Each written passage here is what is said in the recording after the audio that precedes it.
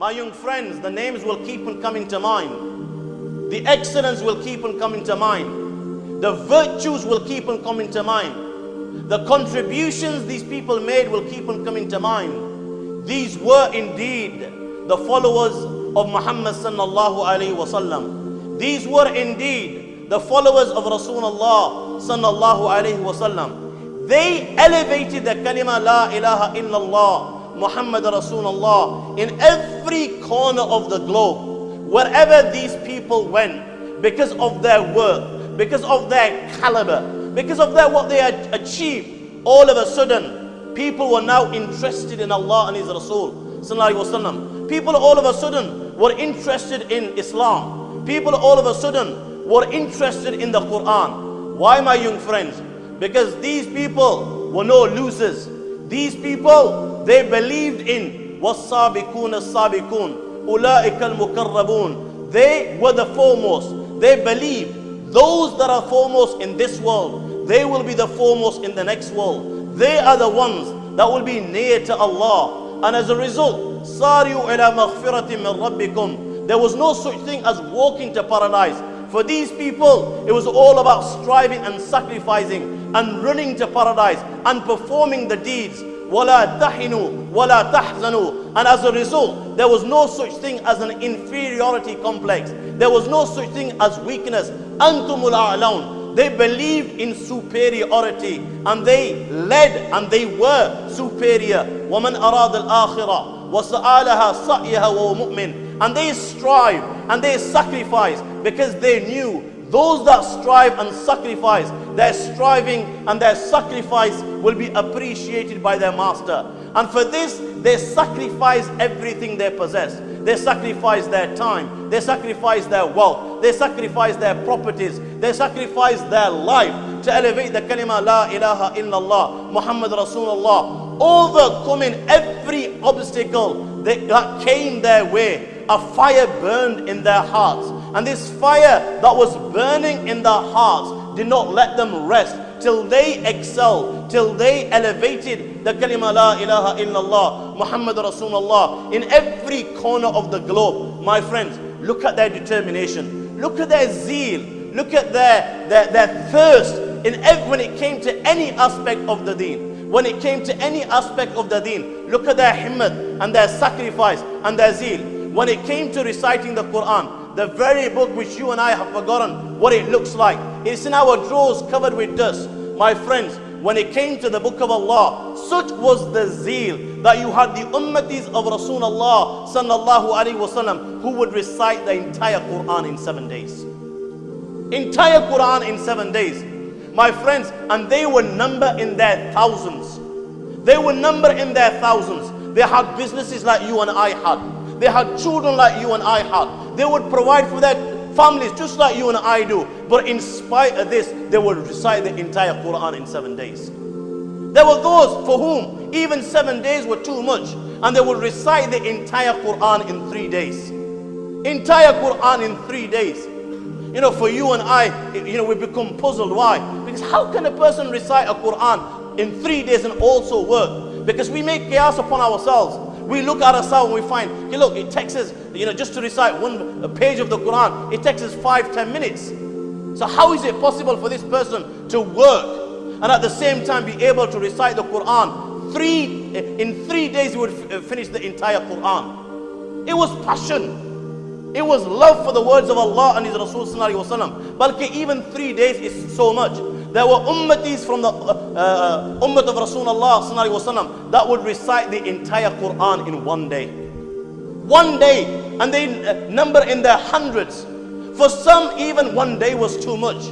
And the likes of Ali al-Azdi would come at the time of Maghrib, and he would open the book of Allah in the masjid, and he would begin, Bismillahir Rahmanir Rahim, Alhamdulillahi Rabbil Alameen, Ar-Rahmanir Rahim. He's now speaking with his creator, and he would not stand up from his place till he read, Qul a'udhu bi Rabbin Nas, Malikin Nas, Ilahin Nas, Min Sharril Waswasil Khannas, Alladhi yuwaswisu fi sudurin Nas, Min al-Jinnati wan Nas. And after this, he would offer his Isha prayer and then return home. There were ummatis of Rasulullah for whom even this was nothing. And they would come after a hard day's work, whether it was on the fields, whether it was in business or whatever it may be, after a hard day's work, providing for their family, during the night they would come in the masjid or in their homes and they would begin Allahu Akbar and they would begin their prayer and they would not go into ruku till they read the entire Quran in one rakat. Entire Quran. Uthman ibn Affan would do this. Tamim Dari radiallahu ta'ala would do this. Imam Bukhari would do this. Imam Shafi would do this. Imam Abu Hanifa rahmatullah alayhi would do this. Waqi ibn al-Jarrah would do this. And then there were people even rare. They would finish the entire Quran 3 times in one day. Salim ibn Idr, the Qadi of Egypt, he would finish the Quran, so passionate he was and so much intoxicated he was with the words of Allah that he would recite the Quran 3 times in one day. And when they would leave this world, you would see the effect of the Quran on their faces, and you would see the effect and impact the Quran had on their hearts when they left this world. Maulana was saying that the youngster was smiling. When Abu Ja'far al-Qari died, on his heart they saw a circle of light. A circle of light. Every person that was present there, not one had doubt that this was the nur of the Quran. And then this circle of light moved from his heart between his 2 eyes, and this is where it remained.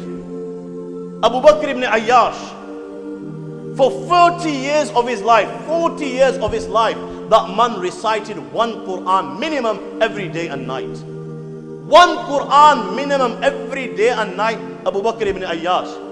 And now the man's on his deathbed. He's on the verge of leaving this world, and his sister's there sitting beside him.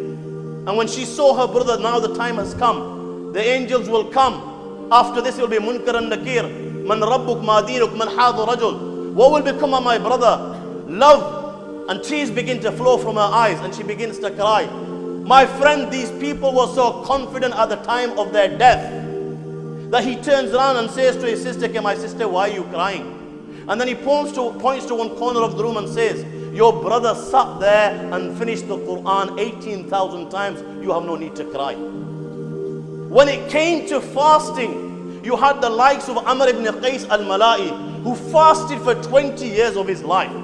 Even his family didn't know. And if you think that is some achievement, Dawood ibn Abi Hind, he doubled that. And he fasted for 40 years of his life. 40 years of his life in such a manner, with such sincerity, that his own family members did not even know that he was fasting. Why? Because in the narration it is mentioned that this man was a silk dealer. Every day when he would leave from home, he would take his part lunch, and on the way he would meet the fuqara and he would give it as sadaqah. And he would return in the evening and he would make iftar with his family. His family would think that he's eating in the day with the marketeers, and the marketeers every day would think that this man goes home and eats. And he managed to keep this a secret for 40 years, and he fasted like this. The likes of Nafisa, she would fast by day and she would prostrate before the Almighty Allah by night. And it was once said to her, Nafisa, take it easy upon yourself. Why are you putting yourself through so much trouble and exerting yourself? And she would turn around and say to the people that I see a barrier before me, and only the faizeen, the successful ones, will be able to cross this barrier. And as a result, I do what I do. She's on her deathbed, and even on that day, she was fasting. And people are sitting next to her, and they are now forcing her to break her fast because of the difficulty that she was experiencing. And she turns around and says to them, I have been begging the Almighty Allah for the last 30 years, and this was my dua. Yo Allah, I beg you, when you send the angel to take my soul, send him on the day in which I am fasting for you. And today you are telling me to break my fast. Hada la yakun. This is something that can never happen. And she leaves the world reciting the verses of the Quran. Qul liman ma fis samawati wal ard qul lillah. Say, for whom is all that which is in the heavens and the earth? Say it is for Allah and Allah alone, who has taken upon himself to be merciful.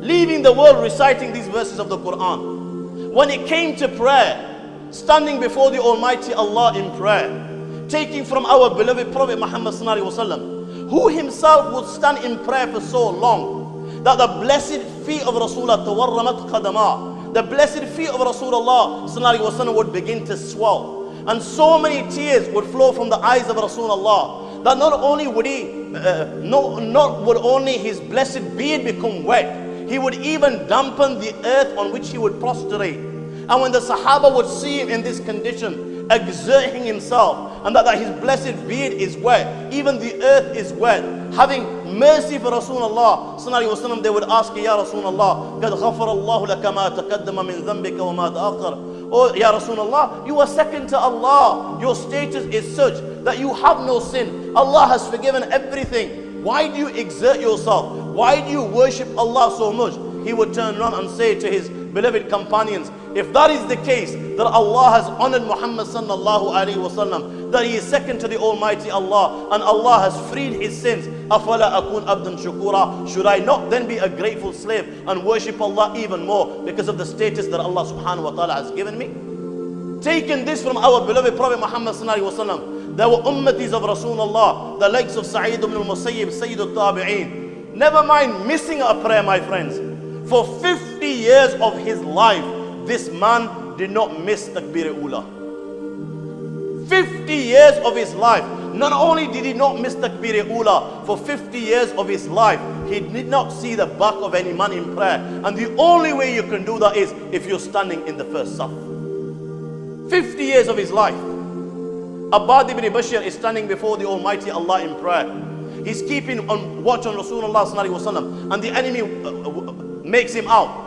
And arrows now begin to pierce his body. And whilst the arrows are piercing his body and he's bleeding heavily, he keeps on standing before the Almighty Allah. And as the arrows hits him, he takes them out one by one, but he does not break his prayer. And he continues reading as blood is gushing from his blessed body.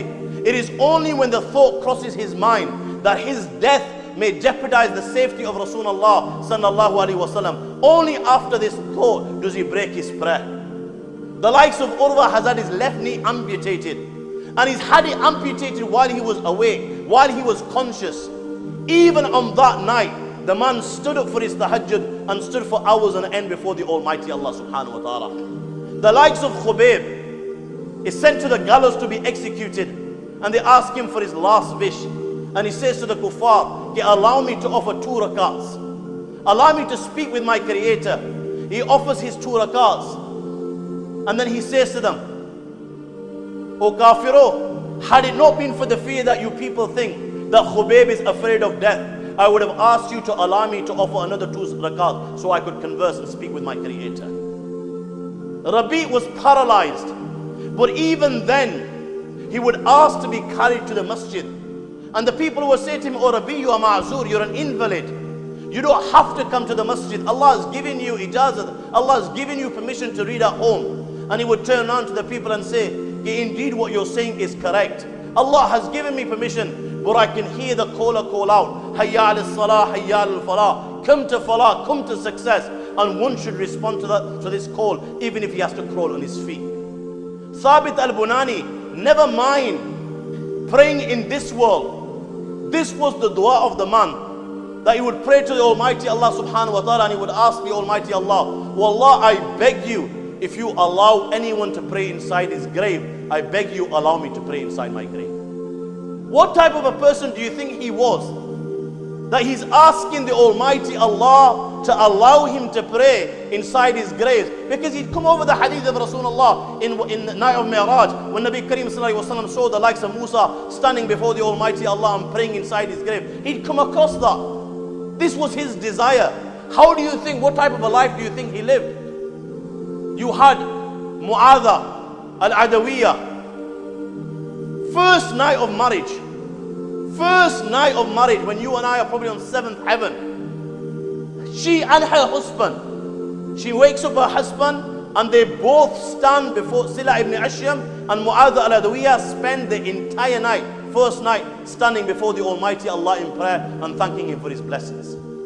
Every night Mu'adha al-Adawiyya, at the time of, during the night, that this thought would cross her mind, okay, tonight is my last night, and it is so possible that I will leave this world and meet my Creator. And when this thought would cross her mind, after fulfilling the rights of her husband, she would spend the entire night in worship. When it came to seeking knowledge, where will the ummah find people with such zeal?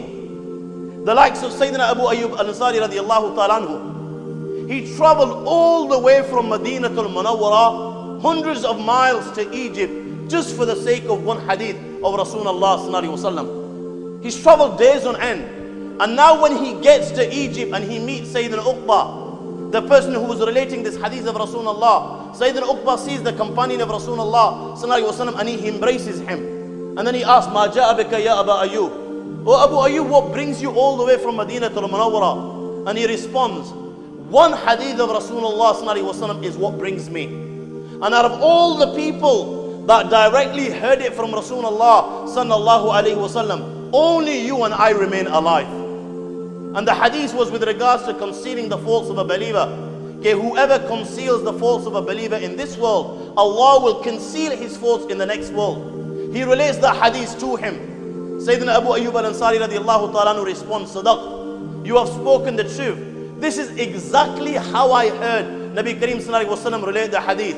The man does not even get off his horse. My friends, after hearing this hadith of Rasulullah, he turns his mount and he heads back to Madinatul Munawwara. You had the likes of Ibn al-Qasim, who stayed at the feet of Malik for 17 years. 17 years Ibn al-Qasim stayed at the feet of Malik just to acquire the hadith of Rasulullah sallallahu alaihi wasallam. And he's now with the great Malik, the Imam of Madinatul Munawwara. And Hajis from Misr come. And amongst these Hajis is a young man whose face is covered. And he comes to the gathering of the great Imam Malik. And he greets him, "Assalamu alaikum," and Imam Malik responds. And then he asks Imam Malik, "Is Ibn al-Qasim amongst you?" Ibn al-Qasim was pointed out for this young man. In the gathering, this young man then comes and he kisses the forehead of Ibn al-Qasim. Ibn al-Qasim did not even know that this person that was kissing his forehead, this young man, was none other than his own flesh and blood. Why?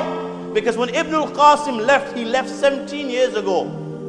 And he left in such a state that his wife was expecting. This was the first time that he saw his son after 17 years in the gathering of the great Imam Malik.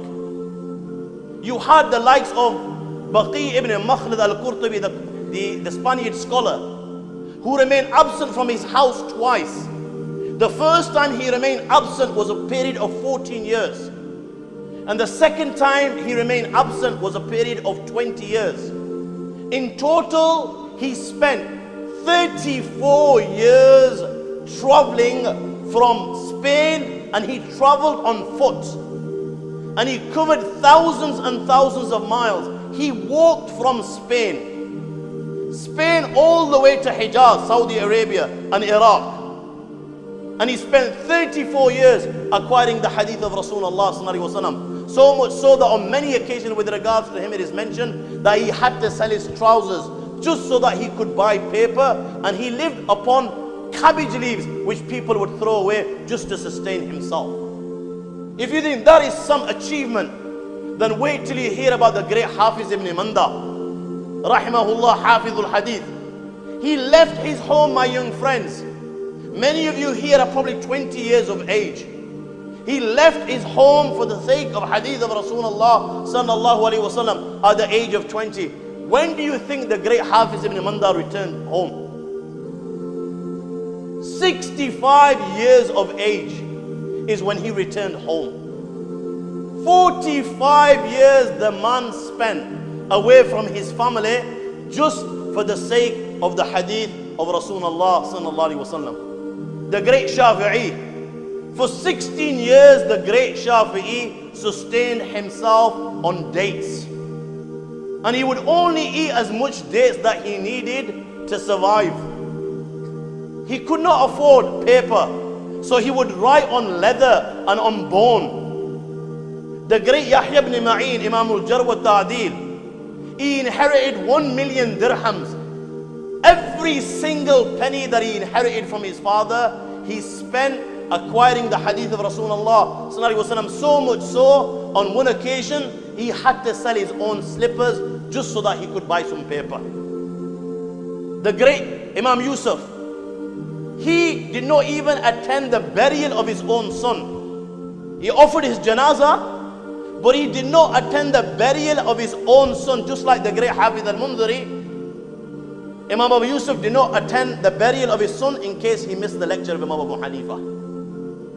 And as a result, they excelled. The same Yahya ibn Ma'in says, I witnessed the day in which I wrote with my own hands 1,000,000 hadith. Who can forget the great Imam al-Bukhari and what he achieved? Comes to Baghdad, all the masters of hadith are present, and now they want to test this young man whose fame now runs throughout the Muslim world. And they take 100 hadith and they give them to 10 different people, 10 hadith each, and they mix all the chains and the matan, the text of the hadith, and they relate it before this Imam Bukhari to test him. And they relate to him one by one. They come and they relate 10 hadith. Imam Bukhari has just heard these hadiths the first time. First listening. He listens to all 100. First listening, he recites all 100 of them as they were recited to him with the mistakes. And then he recites all 100 as they should be correctly. He says, this is what you said, it was incorrect, it should be like this. And he did this with all 100, even though he just heard them once.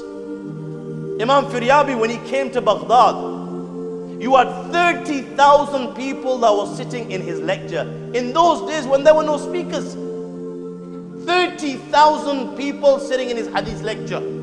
And sometimes there were 70,000 people. 70,000 people. Look at the passion for the deen. Look at the passion for the hadith of Rasulullah sallallahu alaihi wasallam. And sometimes not only the humankind would present themselves, even the jinn kind would be present. And from the top of their heads they would write books. Abu Bakr ibn Bari, 30 books. The great Ibn Shaheen, 300 books. The great Suyuti, 500 books. What to say of Dhahabi, Ibn Hajar al-Asqalani, Badruddin al-Aini, Imam Nawawi, and so forth.